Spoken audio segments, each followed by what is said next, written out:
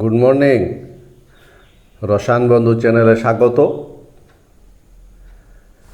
আমরা জল অক্সিজেন ছাড়া বাঁচতে পারি না, এটা তো সত্য। কিন্তু জল অক্সিজেনে কি যথেষ্ট? মানুষের বেঁচে থাকার জন্য অন্ন, বস্ত্র, বাসস্থান এই অত্যাবশ্যকীয় জিনিসগুলো তো প্রয়োজন। তো অন্ন, বস্ত্র, বাসস্থান আসলে কি? এরা কিন্তু আসলে জৈব যৌগ। যেমন আমরা যা খাই সবই কার্বোহাইড্রেট। আবার আমরা যে কাপড় ব্যবহার করি সেটাও সেলুলোজ থেকে তৈরি, উদ্ভিজ্জ জৈব যৌগ থেকে। আবার আমরা যে বেঁচে থাকার জন্য, বসবাস করার জন্য যে কাঠের আসবাবপত্র ব্যবহার করি সবই কিন্তু সেলুলোজ, উদ্ভিদ থেকে পাওয়া। সুতরাং অক্সিজেন, জল ছাড়া যেমন মানুষ বা জীবজগৎ বাঁচতে পারে না, ঠিক তেমনি জৈব যৌগ দ্বারা যে বিভিন্ন মানুষের বেঁচে থাকার জন্য যে বিভিন্ন উপকরণ, সেটাও কিন্তু ছাড়া মানুষ বাঁচতে পারবে না। আমাদের আজকের আলোচনা এই জৈব রসায়ন নিয়ে, একাদশ শ্রেণীর প্রথম ক্লাস। আমাদের এই জৈব যৌগের একটা আমরা সঠিক ধারণা তৈরি করব। এবং এর শুরুটা কিন্তু বহুকাল আগে শুরু হয়েছিল বিজ্ঞানী লেমারি বলে একজন বিজ্ঞানী রসায়নবিদের কনসেপশন থেকে। সেখানে পদার্থগুলোকে তিনটা ভাগে ভাগ করা হয়। সুতরাং আজকে আমরা জৈব রসায়ন নিয়ে আলোচনা করব।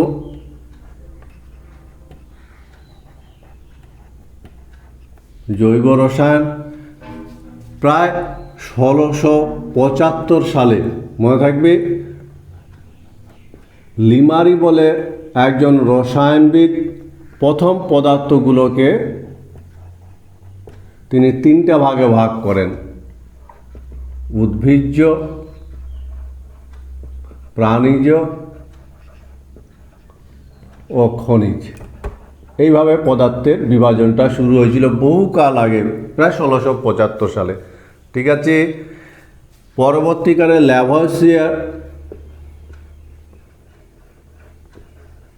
ল্যাভোসিয়ে বলে একজন বিজ্ঞানী দেখলেন যে একদম যুগান্তরকারী এক্সপেরিমেন্ট থেকে জানা গেল যে উদ্ভিজ্জ পদার্থের মধ্যে যেমন কার্বন, হাইড্রোজেন, ঠিক তেমনি প্রাণীজের পদার্থের মধ্যেও কার্বন, হাইড্রোজেন, কিছু কিছু ক্ষেত্রে অক্সিজেন, সালফার ইত্যাদি কমন জিনিসগুলো থাকে। এর উপর ভিত্তি করে উদ্ভিজ্জ পদার্থ এবং প্রাণীজ পদার্থগুলোকে তিনি দুটো ভাগে ভাগ করলেন: জৈব পদার্থ আর খনিজ পদার্থকে বললেন অজৈব পদার্থ। এইভাবে বিভাজনটা আরও ছোট হলো, জৈব পদার্থ আর অজৈব পদার্থ। এরপরে বেশ প্রায় 1815 সালে, ঠিক আছে,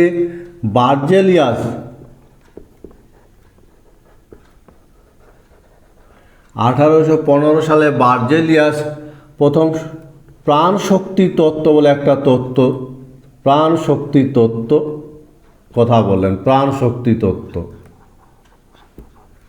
তো এইভাবে জৈব যৌগর যে ইতিহাস সুদূর প্রসারী, প্রায় 200 বছরের ইতিহাস আছে জৈব যৌগ সম্পর্কে একটা ধারণা তৈরি করার। কি বললেন বার্জেলিয়াস? বললেন যে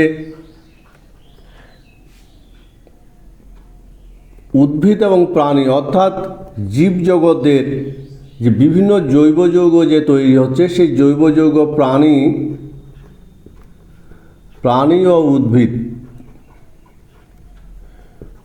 ও উদ্ভিদের রহস্যময় শক্তি, মনে থাকবে, রহস্যময় শক্তি থেকে জৈব যৌগ তৈরি হয়। জৈব যৌগ তৈরি হয়। আর এর জন্য কি জৈব যৌগ তৈরি করা যায় না, জৈব যৌগ তৈরি করা যায় না। আর এই রহস্যময়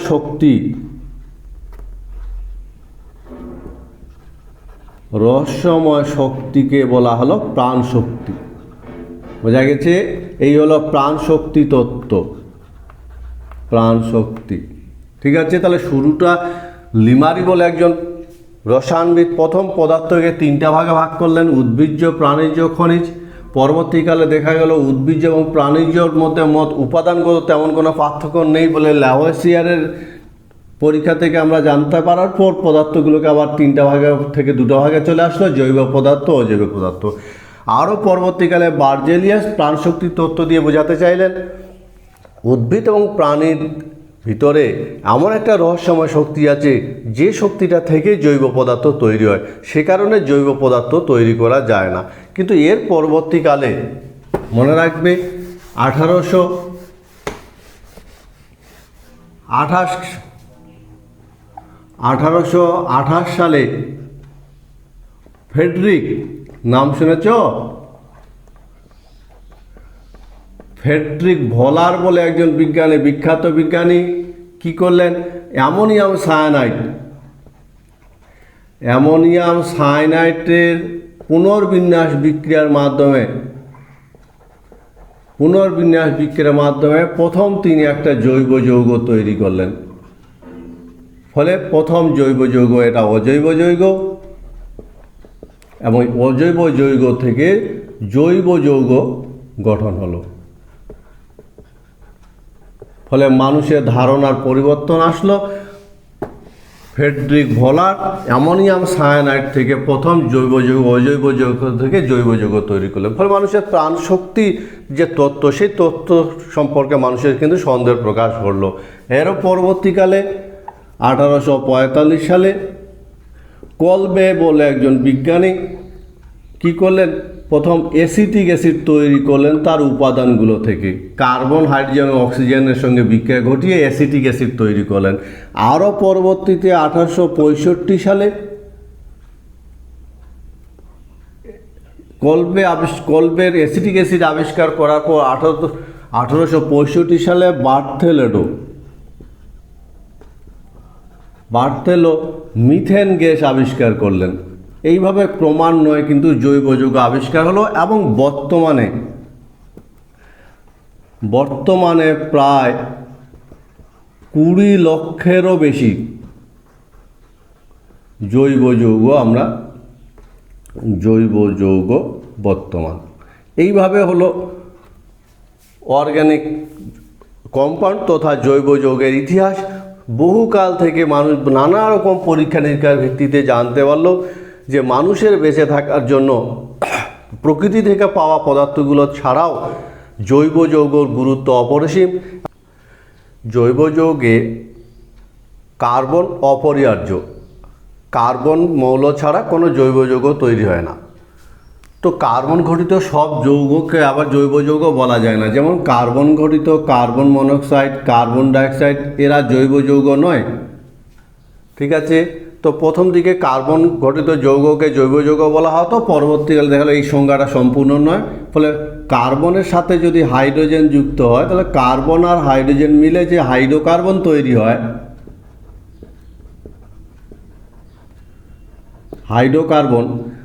হাইড্রোকার্বন যে জাতকগুলো আছে, হাইড্রোকার্বন জাতক, এই যৌগগুলোকে একসঙ্গে আমরা বলি জৈব যৌগ। হাইড্রোকার্বন জাতক এই যৌগগুলোকে আমরা বলি জৈব যৌগ। বোঝা গেছে? তাহলে কার্বন ঘটিত সব যৌগ জৈব যৌগ নয়। যেমন কার্বন ডাইঅক্সাইড, কার্বন মনোক্সাইড, কার্বনের সাথে হাইড্রোজেন যুক্ত হয় যে হাইড্রোকার্বন তৈরি করে। এই হাইড্রোকার্বনে এক বা একাধিক হাইড্রোজেন পরমাণু অন্য পরমাণু দ্বারা প্রতিস্থাপিত হওয়ার ফলে যে যৌগগুলো উৎপন্ন হয় তাদের বলা হয় হাইড্রোকার্বন জাতক। আর এই হাইড্রোকার্বন আর হাইড্রোকার্বন জাতক যৌগগুলোকে একসঙ্গে বলা হয় জৈব যৌগ। আর এই জৈব যৌগে কার্বনের যোজ্যতা নিয়ে কিছু প্রশ্ন দেখা যায়, এবং কার্বনের সঠিক যোজ্যতা, চতুর্যোজ্যতা ব্যাখ্যা করার জন্য বেশ কয়েকটা মডেল আছে। তার মধ্যে প্রথম মডেল হলো কেকুলে মডেল, কার্বনের যোজ্যতা চতুস্তলকীয় মডেল।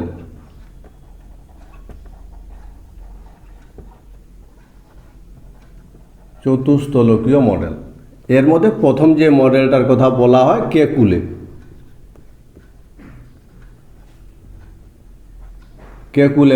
কেকুলে মডেলের মূল বক্তব্য কি? কেকুলে মডেলের মূল বক্তব্য হলো কার্বনের 4টি যোজ্যতা, কার্বনের যোজ্যতা 4টি, এবং এই 4টি যোজ্যতা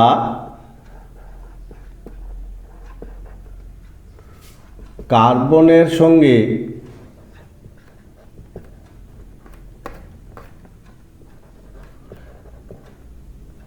পরস্পর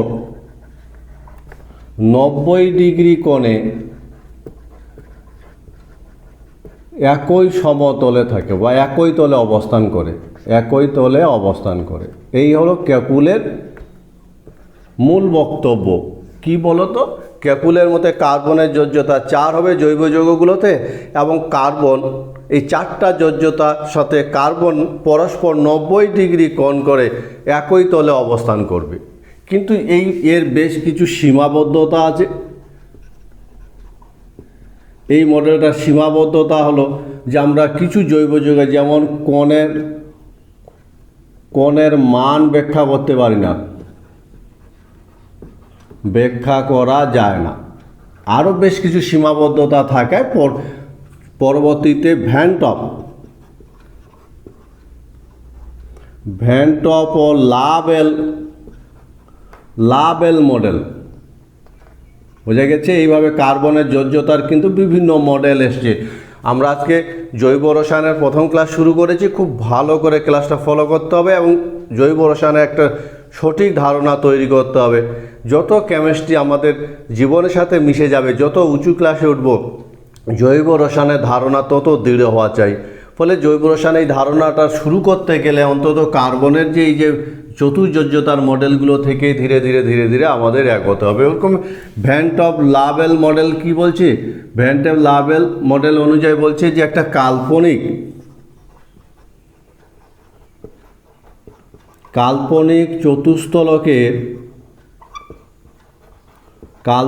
চতুস্থলকের কেন্দ্রে থাকে কার্বন থাকে, ঠিক আছে। আর শীর্ষবিন্দুগুলো, চতুস্থলকের যে শীর্ষবিন্দু আছে, শীর্ষবিন্দুর দিকে 4টি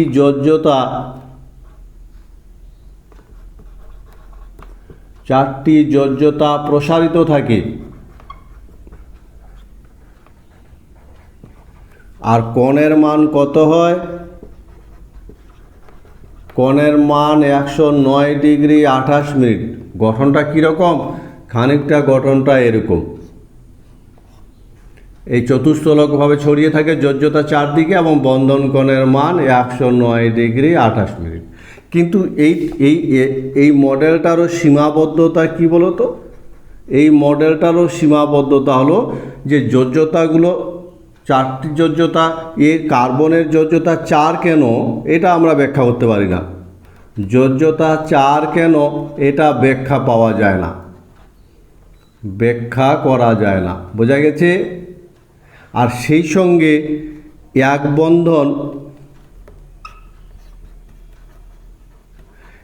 বন্ধন অপেক্ষা দ্বিবন্ধন শক্তি বেশি কেন ব্যাখ্যা করা যায় না? শক্তি বেশি, এটারও ব্যাখ্যা পাওয়া যায় না,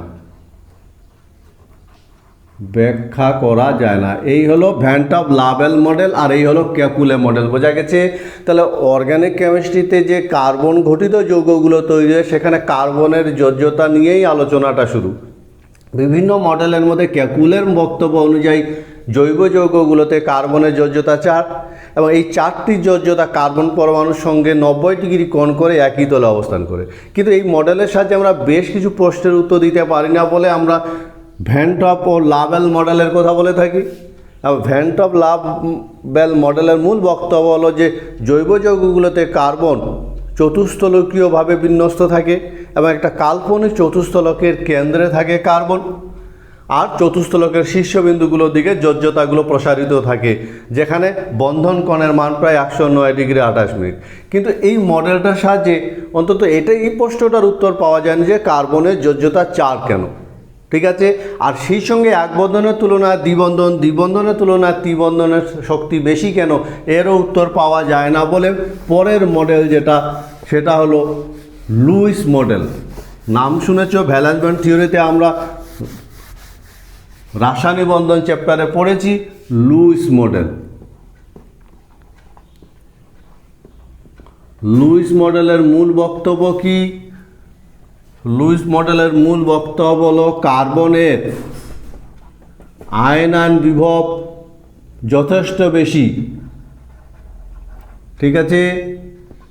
আর কি, কার্বন এর ইলেকট্রন অ্যাফিনিটি মাঝারি মানের, তাই তো, প্রায় 2.5 এর হলো ইলেকট্রোনেগেটিভ। আর কি, কার্বনের পক্ষে +4 বা -4 গঠন সম্ভব হয় না, যেহেতু এদের এই মানগুলো মাঝারি মানের, সেই জন্য গঠন সম্ভব হয় না, গঠন সম্ভব নয়। বোঝা গেছে? কার্বন পরমাণু যে সাইজ, ছোট সাইজের কার্বন পরমাণু, সেই সঙ্গে এর আইপির মান যথেষ্ট বেশি এবং ইলেকট্রন আসক্তির মান মাঝারি মানের হয়। কার্বনের পক্ষে +4 বা -4 4টা ইলেকট্রন বর্জন করা বা 4টা ইলেকট্রন গ্রহণের মাধ্যমে অষ্টক পূর্ণ করা অসম্ভব। সেই কারণে কার্বন কি করে সমযোজ্যতা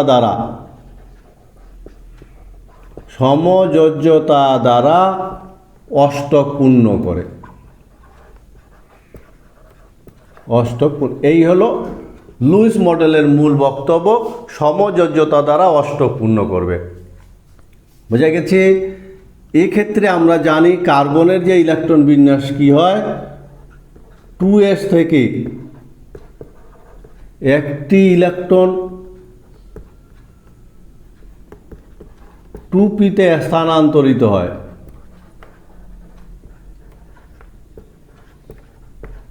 আর এরপরে কি হয়, 4টি বিজোড় ইলেকট্রন সৃষ্টি হয়, 4টি বিজোড় ইলেকট্রন সৃষ্টি হয়, বিজোড় ইলেকট্রন সৃষ্টি হয়, যোজ্যতা 4 হয়। এই হলো মডেলের মূল বক্তব্য, হওয়ায় যোজ্যতা 4 হয়। যেমন কার্বনের ইলেকট্রন বিন্যাস 1s2, 2s2, 2p2, আমরা এটা জানি, সবাই জানো এটা। এবং এর 2s-এ 2টা ইলেকট্রন আছে, আর 2p-তে 2টো ইলেকট্রন আছে। কার্বন যে মুহূর্তে বিক্রিয়া করবে, অর্থাৎ উত্তেজিত অবস্থায়, 2s থেকে একটা ইলেকট্রন 2p-তে চলে যাবে, ফলে কার্বনের বিজোড় ইলেকট্রন সংখ্যা, যোজ্যতা কক্ষে বিজোড় ইলেকট্রন সংখ্যা হবে 4, আর এইভাবে কার্বনের যোজ্যতা হবে 4। এটাকে বলা হয় লুইস মডেল। তাহলে লুইস মডেল খুব ভালো একটা মডেল, যার সাহায্যে আমরা কার্বনের 4 যোজ্যতা সহজে ব্যাখ্যা করতে পারি। কার্বনের আয়নাইজেশন পটেনশিয়াল এবং ইলেকট্রন আসক্তির মান থেকে আমরা আন্দাজ করতে পারি এর পক্ষে +4 বা -4 আয়ন গঠনের মাধ্যমে কিন্তু অষ্টক পূর্ণ সম্ভব নয়। এই সমযোজ্যতার মাধ্যমে অষ্টক পূর্ণ করে, এবং সমযোজ্যতার ক্ষেত্রে বাইরের কক্ষের যোজ্যতা কক্ষে বিজোড় ইলেকট্রন সংখ্যা 2, ফলে এক্ষেত্রে তার সমযোজ্যতা হওয়া উচিত 2। কিন্তু 2s থেকে শক্তি, বাইরে থেকে শক্তি সঞ্চয় করে, শক্তি অর্জন করে 2s থেকে একটা ইলেকট্রন 2p-তে স্থানান্তর হওয়ার ফলে বিজোড় ইলেকট্রনের সংখ্যা 4 হয়, কার্বন কিন্তু 4 যোজ্যতা প্রদর্শন করে। এভাবে তো লুইস তত্ত্বের সাহায্যে আমরা কার্বনের চতুর্যোজ্যতা সহজে ব্যাখ্যা করতে পারি। যেমন আমরা মিথেনের গঠন যদি দেখি, 4টি কার্বন পরমাণু, যাদের বাইরের কক্ষে ইলেকট্রন সংখ্যা 4, ঠিক আছে। এই একটি কার্বন পরমাণুর সাথে যখন 4টা হাইড্রোজেন পরমাণু যুক্ত হয়, তখন মিথেন তৈরি হয়। এবং মিথেনের ক্ষেত্রে ভ্যালেন্স ইলেকট্রন, তার সাথে হাইড্রোজেন যুক্ত থাকবে 4টি। এইভাবে আমরা লুইস তত্ত্বের সাহায্যে মিথেন বা জৈব যৌগের গঠন ব্যাখ্যা করে থাকি। কিন্তু এই তত্ত্বের সীমাবদ্ধতা হলো, এই তথ্যের সীমাবদ্ধতার মধ্যে যেমন যোজ্যতাগুলি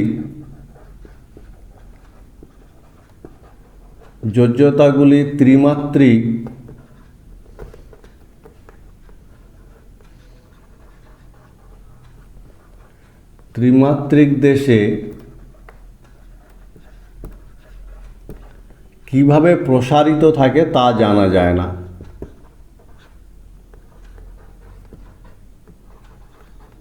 বোঝা গেছে?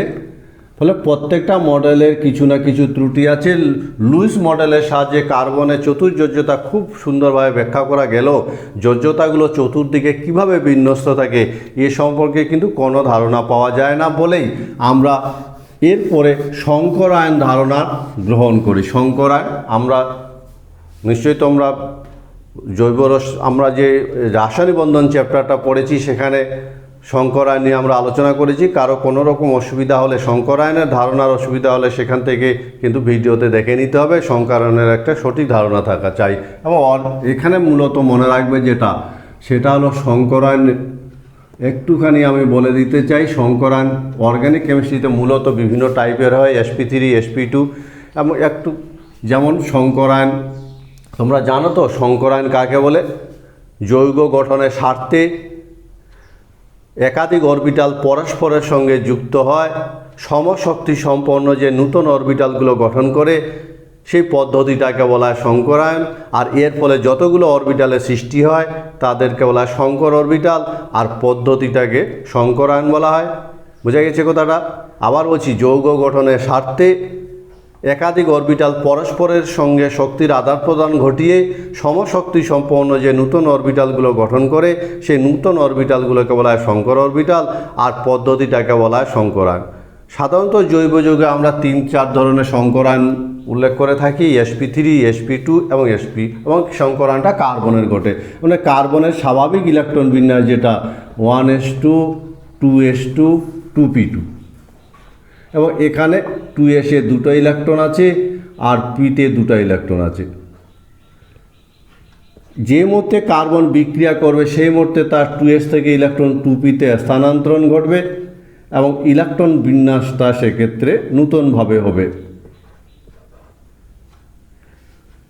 sp3 শঙ্করায়নের ক্ষেত্রে কার্বন কি করবে? এই 4টা অরবিটাল পরস্পরের সঙ্গে মিশে গিয়ে নূতন 4টা অরবিটাল গঠন করবে, আর এই শঙ্করায়নটার নাম হবে sp3। যেহেতু একটা s এবং 3টা p অরবিটালের শঙ্করায়ন ঘটেছে, ফলে শঙ্করায়নটার নাম হবে sp3। এবং এই 4টা অরবিটাল পরস্পরের বিকর্ষিত হয় এমন দূরত্ব বজায় রাখবে যাতে বিকর্ষণটা সর্বনিম্ন হয়, ফলে এরা একটা চতুস্থলকীয়ভাবে বিন্যস্ত থাকবে, চতুস্থলকীয়ভাবে বিন্যস্ত থাকবে। এবং মিথেন, আমরা যদি sp শঙ্করায়নের মাধ্যমে মিথেনের গঠন ব্যাখ্যা করার চেষ্টা করি তাহলে মিথেনের 4টা হাইড্রোজেন পরমাণু, এগুলা প্রত্যেকটাই sp3 শঙ্করায়ন, sp3 শঙ্করায়ন, এবং এদের সাথে হাইড্রোজেনের 1s অরবিটালের ওভারল্যাপিং হবে, আর তার ফলে মিথেন উৎপন্ন হবে।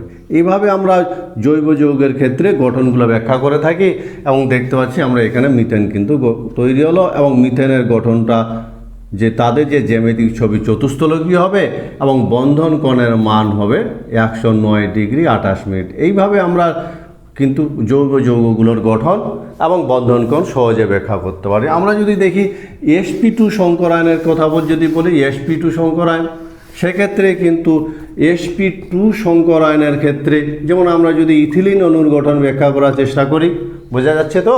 কোনো অসুবিধা কিছু নেই। আবার বলছি, রাসায়নিক বন্ধন চ্যাপ্টার আমরা এটা বিস্তারিত আলোচনা করেছি। যদি কোনো রকম কনফিউশন, কোনো অসুবিধা হয় তাহলে সেই জায়গা থেকে ভিডিওটা কিন্তু দেখে নিতে হবে। তো আমরা এখানে যদি দেখি তাহলে একটা s এবং 2টো p মিলে যদি শঙ্করায়নের সৃষ্টি হয় তাহলে সেই শঙ্করায়নটাকে sp2 বলা হবে, এবং 3টা নূতন শঙ্কর অরবিটাল সৃষ্টি হবে আর একটা বিশুদ্ধ পারমাণবিক অরবিটাল থেকে যাবে। প্রত্যেকটা অরবিটাল হলো sp2 হাইব্রিড অরবিটাল, আর একটা বিশুদ্ধ অরবিটাল আছে। এই বিশুদ্ধ অরবিটালটা এই অবস্থায় আরেকটা কার্বন পরমাণু যখন এদের সাথে কাছাকাছি আসবে তখন তারও শঙ্করায়ন ঘটেছে, এবং সেও কিন্তু এইভাবে 2টো কার্বনের sp2 অরবিটালে ওভারল্যাপিংয়ের ফলে সিগমা বন্ধন তৈরি হবে, আর এই হলো গঠনটা। এবার হাইড্রোজেন পরমাণু যখন ইথিলিন গঠন করবে তখন হাইড্রোজেন পরমাণু এদের সাথে যুক্ত হবে এবং সেক্ষেত্রে ইথিলিন অণু তৈরি হবে।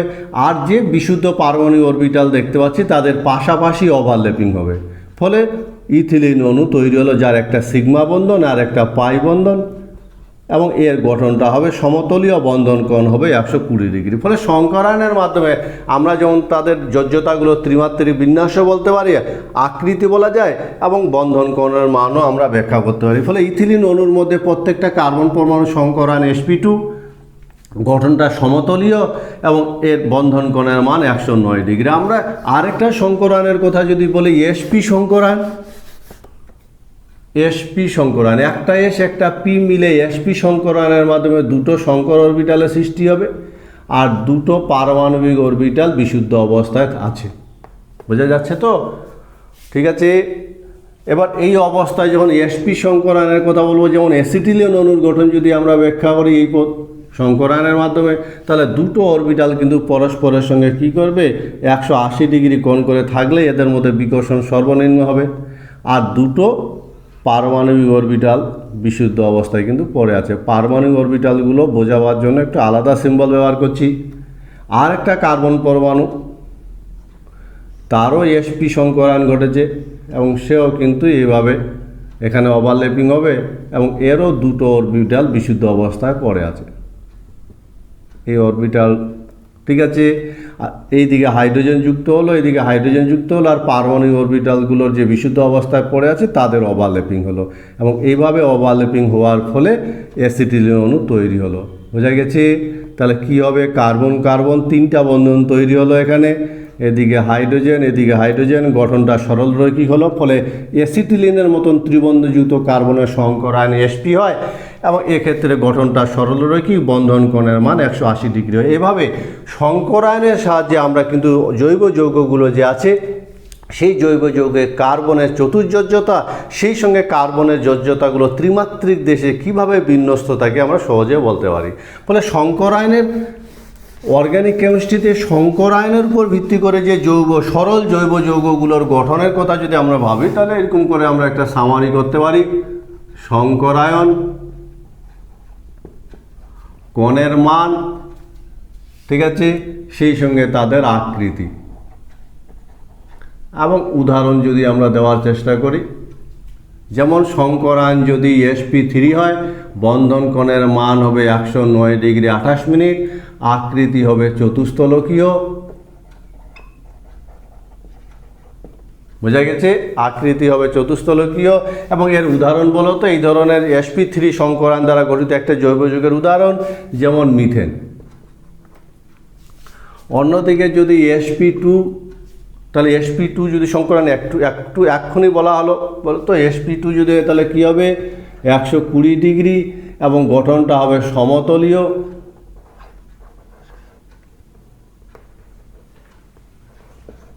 গঠন হবে সমতলীয়, উদাহরণ যেমন ইথিলিন। আবার যদি সংকরায়ন sp হয়, বন্ধন কোণের মান হবে 180 ডিগ্রি, গঠন হবে সরলরৈখিক এবং উদাহরণ হলো যেমন অ্যাসিটিলিন। ঠিক আছে, এরকম ছোট্ট একটা আমরা সামারি করতে পারি এবং জৈব যৌগগুলোর ক্ষেত্রে যে সংকরায়নের সাথে বন্ধন কোণ সেই সঙ্গে আকৃতির একটা সামঞ্জস্য আছে, আমরা খুব সহজে কিন্তু এরকম বন্ধন কোণের মান হিসাব করতে পারি। সংকরায়ন নির্ণয়, বিভিন্ন জৈব যৌগে মূলত কার্বনের সংকরায়ন আমরা নির্ণয় করে থাকি। আর সংকরায়ন নির্ণয়ের খুব ভালো একটা পদ্ধতি, দেখে দেখে আমরা সহজে বলে দিতে পারি। যে কার্বন পরমাণুটা সংকরায়ন নির্ণয় করব, আমরা দেখব সেই কার্বন পরমাণুটার সাথে যে বিভিন্ন যোজ্যতাগুলো আছে, সেই যোজ্যতা একমাত্র এক বন্ধন, এরকম ঘড়ির কাঁটার মতন একটা আমরা এরকম রাউন্ড দিব, কাল্পনিক রাউন্ড। ঠিক আছে, যদি কেবলমাত্র এক বন্ধন থাকে, কেবলমাত্র এক বন্ধন, তাহলে সেক্ষেত্রে সংকরায়ন হবে sp3। ওই কার্বনটার যদি কোনো কার্বনের কোনো দ্বিবন্ধন ত্রিবন্ধন না থাকে, শুধু এক বন্ধন দ্বারা যুক্ত থাকে, তাহলে সংকরায়ন sp3 হবে। আজকে মনে রাখবে। আবার কোনো কার্বনের ক্ষেত্রে যদি আমরা এরকম করে দেখি, কোনো কার্বনের ক্ষেত্রে কোনো একদিকে যদি দ্বিবন্ধন থাকে, একটা দ্বিবন্ধন যদি থাকে, তাহলে সেক্ষেত্রে তার সংকরায়ন হবে sp2। মনে থাকবে তো? আবার কোনো কার্বনের ক্ষেত্রে যদি আমরা দেখি যে কোনো একদিকে ত্রিবন্ধন আছে, তাহলে সেই একটা ত্রিবন্ধন যদি থাকে, একটি ত্রিবন্ধন, তাহলে সেক্ষেত্রে তার সংকরায়ন হবে sp। অথবা কোনো কার্বনে যদি দুদিকে দুটো দ্বিবন্ধন থাকে, মনে থাকবে, আমরা দেখে দেখে বলে দিতে পারি, দুটি দ্বিবন্ধন থাকে, তাহলে সেক্ষেত্রে তার সংকরায়ন হবে sp। এই হলো কার্বন পরমাণু সংকরায়ন বের করার সোজা সাপটা নিয়ম, অসুবিধার কিচ্ছু নেই। যে কার্বন পরমাণুটা সংকরায়ন বের করব, সেই কার্বন পরমাণুটাকে কাল্পনিক একটা ক্লকওয়াইজ বা অ্যান্টি ক্লকওয়াইজ রাউন্ড দিব। এবং যদি আমরা দ্বিবন্ধন দেখি তখন এক বন্ধনটা হিসাব হবে না, দ্বিবন্ধন হবে। একটা দ্বিবন্ধন যদি ক্রস করি তাহলে sp2, যদি কোনো দ্বিবন্ধন ক্রস না করি sp, ত্রিবন্ধন হলে sp। একই কার্বনের যদি দুদিকে দ্বিবন্ধন থাকে দুটা, তাহলে সেক্ষেত্রে সংকরায়ন হয় sp। এইভাবে আমরা সংকরায়ন কিন্তু খুব সহজে বের করতে পারি। আমরা এর অ্যাপ্লিকেশন দেখব। যেমন আমাকে যদি বলা হয় তাহলে বলো তো মিথেনে কার্বনের সংকরায়ন কত, বলা যাবে নিশ্চয়ই, ঠিক আছে? তো মিথেনে কার্বনের সংকরায়ন এটা বলার আগে অন্তত কোন পরমাণুর যোজ্যতা কত ভীষণ ইম্পর্টেন্ট, এটা এই জায়গাটা কিন্তু একটু নোট করবে। যেমন কার্বনের যোজ্যতা 4, নাইট্রোজেনের যোজ্যতা 3, অক্সিজেনের যোজ্যতা 2, হাইড্রোজেনের যোজ্যতা 1, ক্লোরিন ফ্লোরিন ব্রোমিন এদের যোজ্যতা 1। এই জায়গাটা ভীষণ ইম্পর্টেন্ট। এই যোজ্যতাগুলো মনে রাখলে কোনো একটা অণুকে যখন আমি ভাঙবো, বন্ধনগুলো দেখাবো, তখন তাদের এই বন্ধন সংখ্যা এর থেকে কম বা বেশি কোনো শর্তে হবে না। বোঝা গেছে? ভীষণ ইম্পর্টেন্ট বক্তব্যটা মনে রাখবে। এদেরকে আমরা হাত বলে অনেক সময় অনেক বোঝার জন্য যে এদের হাত সংখ্যা হলো এত। কার্বনের কটা হাত হবে? সবসময় 4টা হবে, 4-এর কমও হবে না, বেশি হবে না। এদের এই হাত সংখ্যা বলে দিলাম, যোজ্যতা না বলে অসুবিধা কিছু নেই, বোঝা নিয়ে কথা, ঠিক আছে? তাহলে আমরা যদি এখানে কার্বনকে এখানে ভাঙি, মিথেনকে বিভাজ্য বন্ধনগুলো দেখাতে চাই, তাহলে মিথেনের কার্বনের যোজ্যতা 4 যেহেতু, তাহলে 4টা হাত কম বেশি হবে না, হাইড্রোজেনের 1টা হাতের কম বেশি হবে না, ফলে বন্ধন এইভাবে আমরা অণুটাকে দেখাতে পারি। আর দেখানোর ফলে কি হলো বলো তো?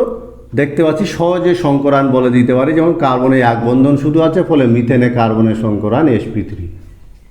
বোঝা গেছে? আমরা আরেকটা অণু যদি নিই, কীভাবে সংকরায়ন আমরা বলে দিতে পারি। আমাকে যদি বলো তো CH3CHO এই কার্বনটার সংকরায়ন কত হবে? ঠিক আছে, তো বলো তো কত হবে?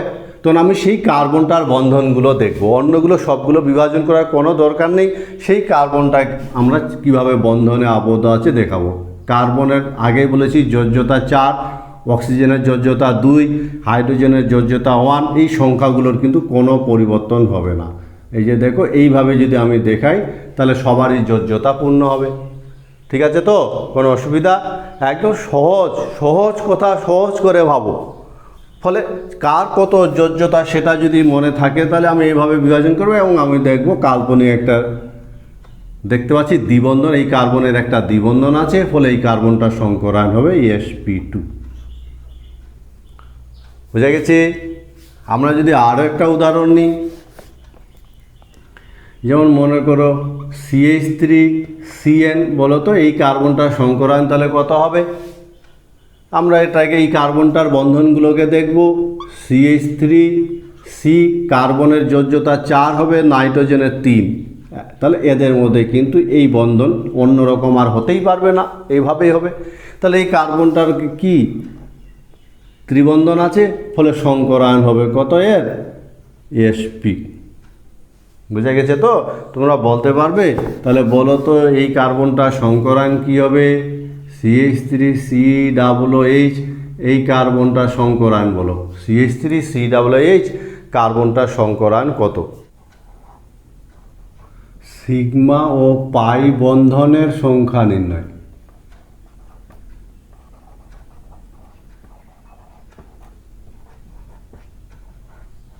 জৈব যৌগে সিগমা আর পাই বন্ধনের সংখ্যা নির্ণয় করা দরকার হয় এবং খুব সহজ। মনে রাখবে, দুটো পরমাণুর মধ্যে ধরে নাও এ এবং বি, এই দুটো পরমাণুর মধ্যে একটাই বন্ধন যদি থাকে তাহলে সেটা সিগমা হবে। বোঝা গেছে? এই বন্ধনটা সিগমা বন্ধন। ফলে কটা সিগমা বন্ধন হবে? একটি সিগমা। ঠিক আছে? কিন্তু দুটো পরমাণুর মধ্যে যদি দুটো বন্ধন থাকে তাহলে এটা সিগমা বন্ধন, আর যদি দুটো বন্ধন থাকে তাহলে একটা সিগমা হবে, একটা পাই হবে। বোঝা গেছে? তাহলে সিগমা একটি আর পাই একটি। আবার দুটো পরমাণুর মধ্যে যদি 3টা বন্ধন থাকে তাহলে একটা সিগমা হবে, বাকি দুটো পাই হবে। ফলে সিগমা একটি আর পাই দুটি। আর 3-এর বেশি বন্ধন হতে পারে না। এই ছোট্ট কনসেপশনটা থাকলে আর কি চাই বলো তো? খুব সহজ তো, জৈব রসায়ন খুব সহজ, কিন্তু সঠিক ধারণা থাকা চাই।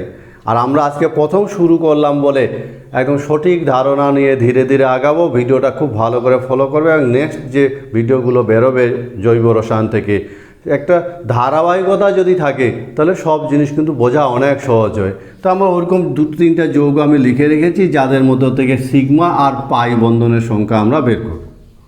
তো প্রথম যৌগটার কথা বলি, যেমন দেখো প্রথম যৌগটা CH3, তারপর CH, দ্বিবন্ধন CH, C, ত্রিবন্ধন CH। বলো তো এর মধ্যে কটা সিগমা বন্ধন আছে, কটা পাই বন্ধন আছে?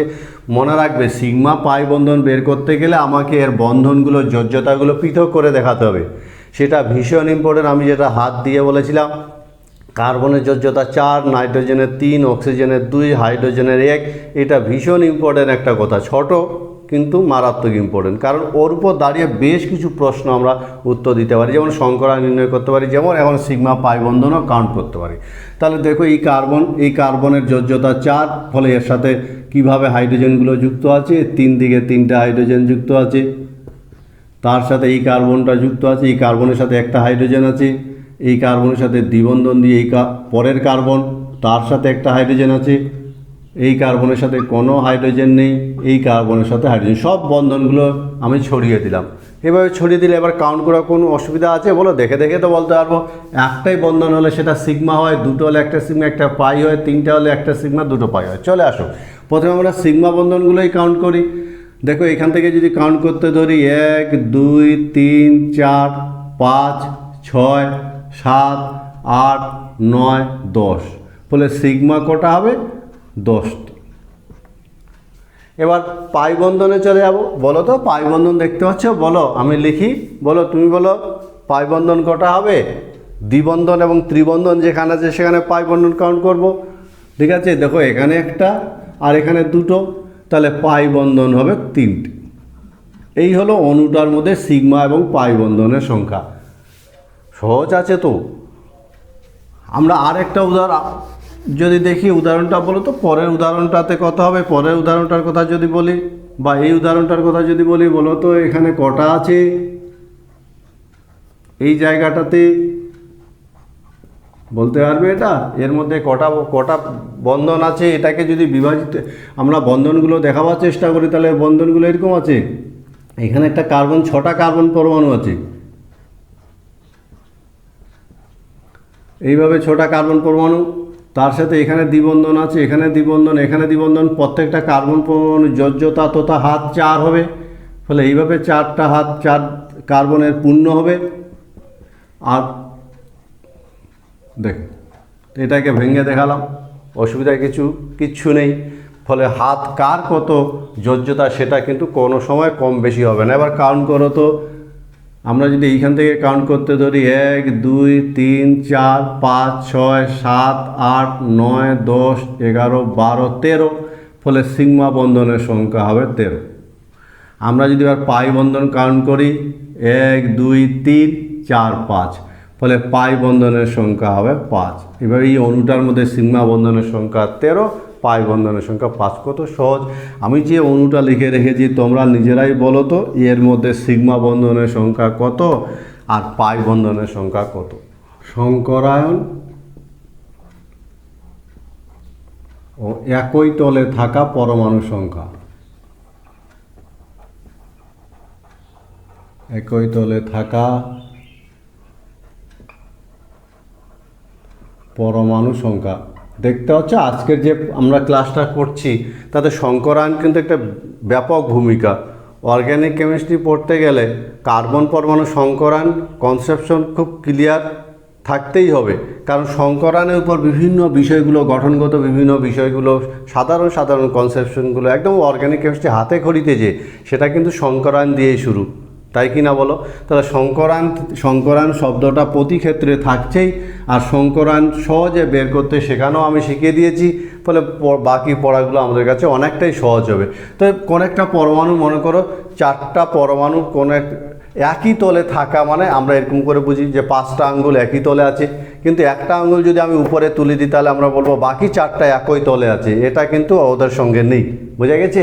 এইভাবে কোনো একটা অণু যখন আমরা মডেল তৈরি করব এবং সেই মডেলটাকে যদি আমরা টেবিলের উপর রেখে দিই তাহলে সব পরমাণুগুলো যদি টেবিলটাতে টাচ করে আমরা বলবো সমতলীয়, একই তলে আছে। তার মধ্যে কোনো একটা যদি উপরের দিকে উঠে থাকে তাহলে আমরা বলবো 4টা পরমাণু একই তলে আছে আর এই পরমাণুটাও আলাদা তলে আছে। এইভাবে আমরা কি করতে পারি, কোন পরমাণুগুলো একই তলে আছে নির্ণয় করতে পারি, যদি ওই পরমাণুর মধ্যে থাকা কার্বনগুলো সংকরায়ন বলে দিতে পারি। কারণ সংকরায়ন যদি মনে রাখবে, সংকরায়ন sp2 সংকরায়নযুক্ত কার্বন এবং এর সঙ্গে সরাসরি যারা যুক্ত থাকে তারা একই তলে থাকে। মনে থাকবে, সরাসরি যুক্ত পরমাণুগুলো একই তলে থাকে, পরমাণুগুলি একই তলে থাকে। মনে থাকবে তো? এটা হতে পারে।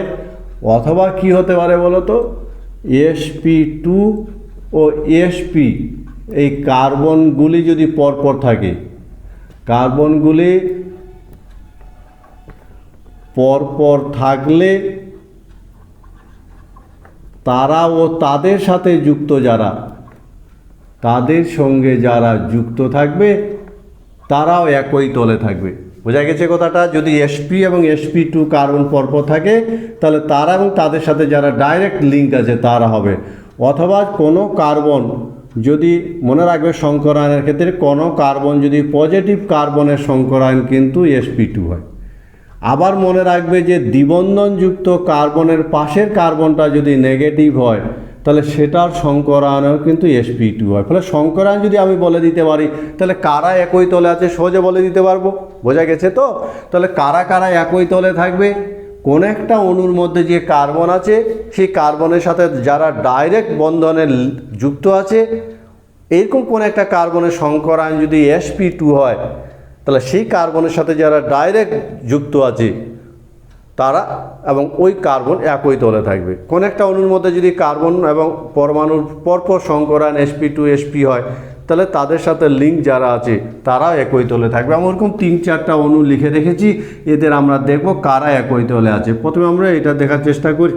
এই অণুটাকে ভেঙে লিখি, সি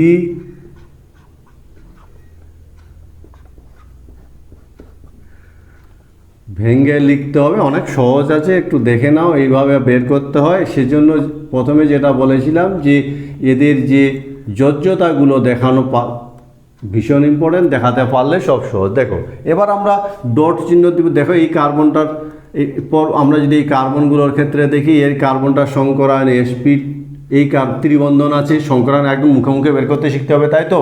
এই কার্বনটারও ত্রিবন্ধন আছে, সংকরায়ন sp, এই কার্বনটার দ্বিবন্ধন আছে, সংকরায়ন sp2, আবার এই কার্বনটার দ্বিবন্ধন আছে, সংকরায়ন sp2। এই হলো সংকরায়ন এবং এই কার্বনটার সংকরায়ন sp3।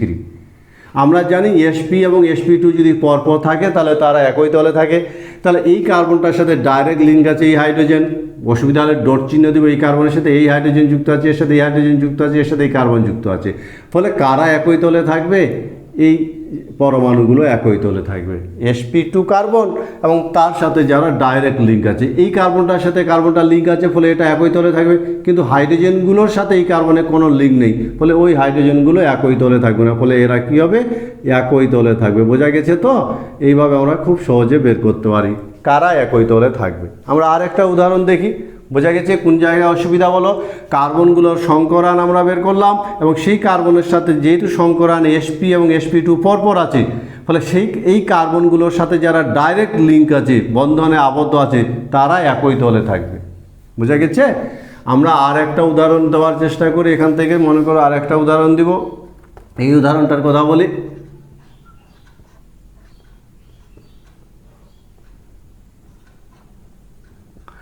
বলতে পারবে এর মধ্যে কোনগুলো একই তলে থাকবে?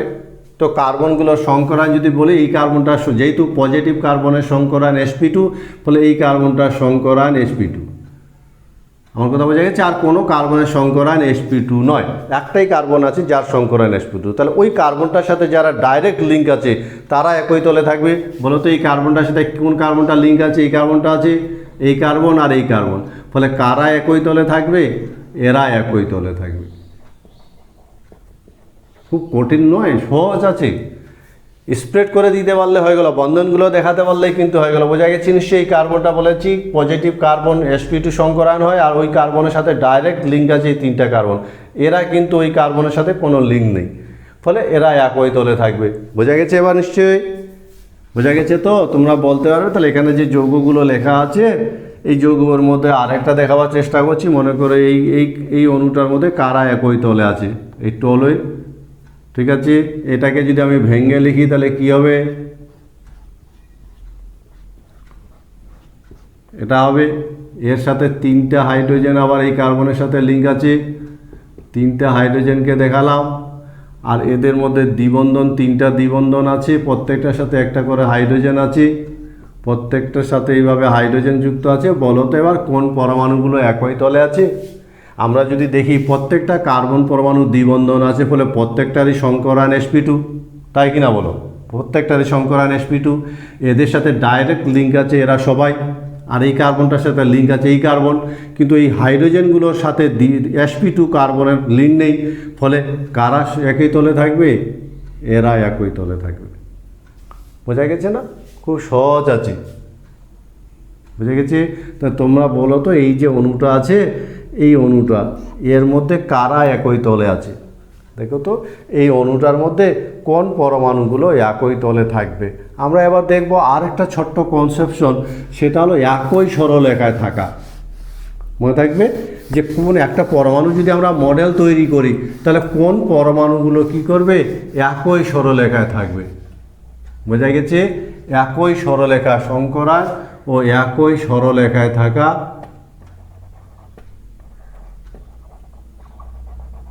একই সরলরেখায় থাকা পরমাণু সংখ্যা। একই সরলরেখায় কারা থাকবে? একদম ছোট্ট একটা কনসেপশন মনে থাকবে, sp2 কার্বন এবং সরাসরি যুক্ত পরমাণুগুলো, সরাসরি যুক্ত পরমাণুগুলি তারা একই সরলরেখায় থাকবে। একদম সহজ জিনিস। যে কার্বনটা তাহলে সংকরায়নের উপর বলো তো গোটা পড়াটাই আজকের পড়াটা দাঁড়িয়ে আছে। এবং সংকরায়ন যেমন মনে করো আমরা যদি এই কথাটা বলি CH3 C ত্রিবন্ধন C CH3, বলো তো এর মধ্যে কোন পরমাণুগুলো একই সরলরেখায় থাকবে? ঠিক আছে? তো আমরা এটাকে বন্ধনগুলোকে পৃথক করে দেখাবো, এবং বন্ধন পৃথক করে দেখাতে পারলে বহু প্রশ্নের উত্তর আর মনে রাখার কোনো প্রশ্নই নেই। দেখে দেখে আমরা বলে দিতে পারবো কারা একই সরলরেখায় থাকবে। ঠিক আছে? তো দেখো বলেছি sp কার্বন, তাহলে sp এই কার্বন ত্রিবন্ধন আছে sp, এই কার্বনটা sp, এর সাথে কারা সরাসরি যুক্ত আছে? এর সাথে কিন্তু এরা সরাসরি যুক্ত আছে, ফলে এরা একই সরলরেখায় থাকবে, বাকিগুলো থাকবে না। বোঝা গেছে আমার কথাটা? খুব সহজে আমরা বলে দিতে পারি কারা একই সরলরেখায় থাকবে। তোমরা বলতে পারবে তাহলে এই অণুটার ক্ষেত্রে বলো তো যে কারা একই সরলরেখায় থাকবে?